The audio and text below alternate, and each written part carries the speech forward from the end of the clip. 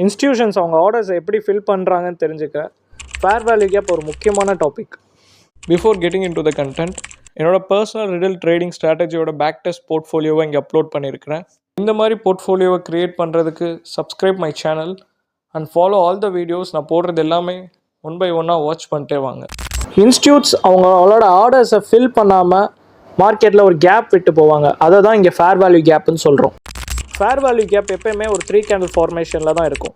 அதே மாதிரி இந்த கேப்ஸ் எங்கே ஃபார்ம் ஆகும்னா ஃபஸ்ட் அண்ட் தேர்ட் கேண்டிலோட விக்ஸுக்கு நடுவில் இல்லைன்னா ஹையர் லோவுக்கு நடுவில் தான் இந்த கேப்ஸ் வந்து எப்போயுமே ஃபார்ம் ஆகும். புல்லிஷ் எஃப்இஜி, இது பிஐஎஸ்ஐன்னு சொல்லலாம். இதை நம்ம எப்படி ஐடென்டிஃபை பண்ணுறதுங்கிறத டீட்டெயில்டாக எக்ஸ்பிளைன் பண்ணுறேன். இதை எப்படி நம்ம ஐடென்டிஃபை பண்ணலான்னா 3 கேண்டில் ஃபார்மேஷன் வச்சு தான் ஐடென்டிஃபை பண்ண முடியும். ஃபஸ்ட்டு கேண்டிலோட ஹையும் தேர்ட் கேண்டிலோட லோவும் இன்டர்செக்ட் ஆகாமல் இருக்கும். அந்த இன்டர்செக்ட் ஆகாத இடத்த தான் நம்ம இங்கே கேப்புன்னு சொல்கிறோம்.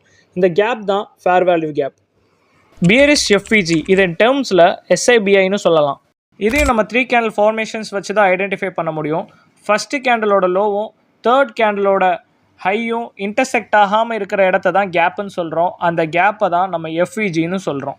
Next one, market behaviour. Gap filling.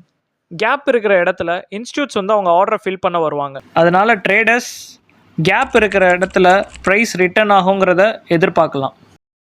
Inversion fair value gap, இது ஐஎஃப்இஜின்னு சொல்லலாம். ப்ரைஸ் வந்து எஃப்இஜியில் ரியாக்ட் ஆகாமல் பிரேக் ஆகிருந்துச்சுன்னா அதை தான் நம்ம ஐஎஃப்இஜின்னு சொல்கிறோம். அதே மாதிரி இது இன்ஸ்டியூட்ஸோட ஃபில் ஆகாத ஏரியா தான். அதனால் மார்க்கெட் இங்கேருந்து ரிட்டர்ன் ஆகிறதுக்கும் நிறைய சான்சஸ் இருக்குது. எக்ஸாம்பிள் 1, பிஐஎஸ்ஐ.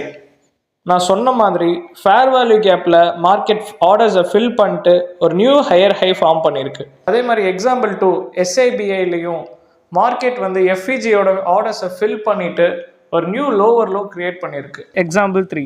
அதே மாதிரி இங்கே பியரிஷ் ஃபேர் வேல்யூ கேப்பில் நமக்கு ஆர்டர்ஸ் வந்து ஃபில் ஆகாமல் பிரேக் பண்ணியிருக்கு. அந்த பிரேக் ஆன இடத்த தான் இங்கே இன்வர்ஷன்ஸ்னு சொல்கிறோம். அந்த இன்வர்ஷன்ஸ்லேருந்து மார்க்கெட் எப்படி ஆர்டரை ஃபில் பண்ணிவிட்டு ஒரு நியூ ஹை ஃபார்ம் ஆயிருக்குங்கிறத இங்கே பார்க்கலாம். என்னோட பர்சனல் ட்ரேடிங் ரிடில் ஸ்ட்ராட்டஜியோட forward test and backward test நீங்கள் பார்க்கணுன்னா கம்யூனிட்டி லிங்க்கை நான் டிஸ்கிரிப்ஷனில் கொடுத்துருக்கேன், ஜாயின் பண்ணிக்கோங்க. இன்னும் குவாலிட்டியான ஃப்ரீ கண்டென்ட்ஸ் வேணும்னா என்னோட சேனல் சப்ஸ்கிரைப் பண்ணுங்கள்.